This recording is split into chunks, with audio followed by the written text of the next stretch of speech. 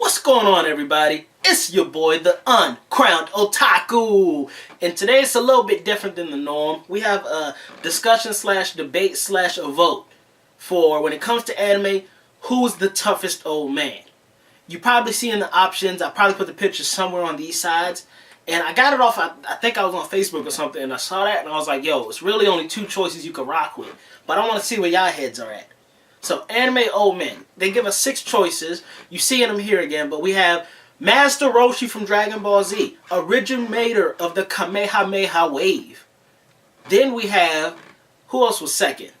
Who was second there? Hold on. We have Newgate, aka Whitebeard from One Piece. I don't really follow One Piece that much, but I know he's tough. I saw when Ace died, spoiler I guess, if you haven't. It's manga and anime's way past that. So I saw when Whitebeard went down, Blackbeard took over. Then we have Netero, the Hunters Association leader from Hunter x Hunter. I know y'all saw that fight with the King Ant in the Chimera arc. Yo, that was arguably one of the dopest fights they've ever had in that series. Ever had. He went ham. Then we have Bang, the S-rank hunter, the S-rank hero from One Punch Man. He kind of reminds me like a Wolfang Fist style, flows with the water, attacks real heavy. Then we have the leader of the Fairy Tail Mages Guild, Makarov, who, he's done some impressive stuff in the series, very versatile in magic, he can grow to big sizes. And lastly, we have the Captain Commander himself, ruled the Gotei 13 for 1,000 years, Genryusai Yamamoto, from Bleach, of course. Now, in my mind, there's really only 2 choices that I would have gone with here. Now, again, I don't follow One Piece that much, so I don't know much about Whitebeard. I know he is tough, but he's not in my list. I'm going with either Netero from Hunter x Hunter, because again, if y'all saw the Chimera arc, y'all saw how he got down on that King Ant. Granted, he did get a little bit of outside help, but after they did their special moves from the Zodiac family, and then they dipped. Yo, he did that giant Buddha. It kind of reminded me of the first Hokage doing like the wood Buddha. And he was like, wow, wow, wham! Did a whole explosion that hurt the King Chimera. Technically, he did end up killing the King Chimera because he couldn't recover after that. He played a chess match with a kid, and then boom, finito, finished. Sorry, spoilers. I forgot to say that. But come on, y'all saw it. I'm pretty sure y'all read it. Y'all probably watched the subbed or dubbed version. I don't think sub should be there. I don't think dubbed is there yet. Anyways, it was down to Netero for me, or Captain Commander Genryusai Yamamoto. Now, he ruled Gotei 13 for 1,000 years. That's hard to argue with. And we know he's super duper strong. Because when Shinsui and when Ukitake, both captains, they tried to step to him to delay him from getting to Ichigo when he was trying to save Rukia in like the first real arc. Yo, his pressure alone was about to kill Shinsui's, or Kyoraku, however you want to call him. His pressure alone crippled his vice captain. That's a lieutenant. Captain Commander's pressure alone made her unable to move. That's saying something. During the Aizen arc, Aizen had to create an Espada, or Arankar. I don't think Wonder Wise made the Espada level, but he created him just to neutralize Captain Commander. Now, on the downside for both, honestly, when it came to the Quincy arc, which was a trash arc for Bleach, Captain Commander finally used his Bankai, and then guess what? He got smoked. We saw him, he put in a little bit of work against the fake Wash, but when the real one showed up, he smoked Captain Commander, killed him, finished him. Shinsui rises to new stardom. He takes over the Gotei 13.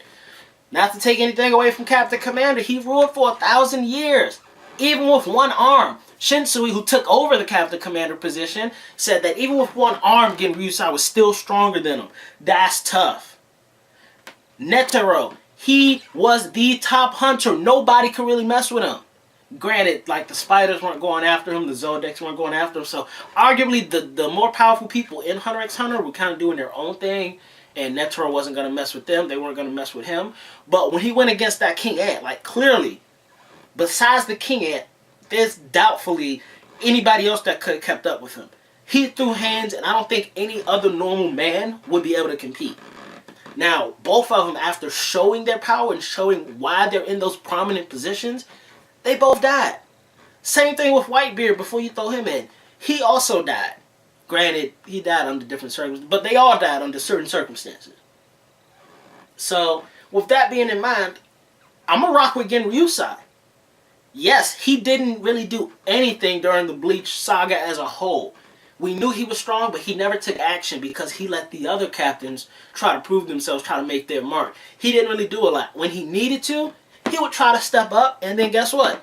Every time he tried to step up in that in the filler arc with Captain Amagai, who was like a fake captain, a replacement captain, but turned out he was a traitor, Yamamoto was going to step to him. Ichigo came in and was like, nah, Cap, sit down. Rest on your cane. Don't bring that sword out yet. I got this. So every chance Yamamoto gets to throw hands, somebody interrupts. The only time nobody interrupted was one with Aizen, but he got tricked into kind of taking his own blow to save his other captains, because he would have killed his other captains. That's how strong he was with his attack. So he had to take that, and then against Yuash, there's nothing you could do there. So just think about it. Ruling for 1,000 years. I don't think anybody else has the strength to do that. And before y'all say, oh, well, Netero's super fast, he has reflexes, Whitebeard can do all of this, keep in mind, the head captain can do the Shundo, the flash step, or the shadow step. I think it's the flash step. As fast as Soifone is, I'm pretty sure Captain Commander is just as fast, if not faster. He's still above all the captains. As far as strength goes, Captain Commander taught Kenpachi swordsmanship. He taught Kenpachi how to use his two-handed sword, the two-handed sword style that he did against Nyotora. And Kenpachi still couldn't hang with the Captain Commander. What's that saying about raw strength? Kenpachi couldn't hang with him. Come on. Come on. Y'all kidding if y'all go with anybody else. You playing yourself. And I ain't DJ Khaled, but that's what's happening right now. So, again, Captain Commander, that's my vote. If he goes Bankai, I think we only saw 2 versions because he has like a north, south, east, and a west version of his Bankai. And I think we only saw like east and north or something like that. He didn't even get to show the other 2 before he was X'd out the picture. Not to say he's weak, but that's just how strong he is. He has 2 more modes he could have done, but didn't get a chance to shine. Unless I'm forgetting and he actually did them. Who knows? But yeah, so I'm more interested to see who do y'all think is the strongest old man when it comes to anime. You got your 6 choices here. If there's somebody that they didn't represent, go ahead, comment down below. Let me know why you think they better than Genryu's side. We're going to go ahead and chat it up, man. We're going to chop it up in that comment section. In the meantime, just like Captain Commander's Bankai, my videos, they always fire. Bankai this fire, baby. I'm out.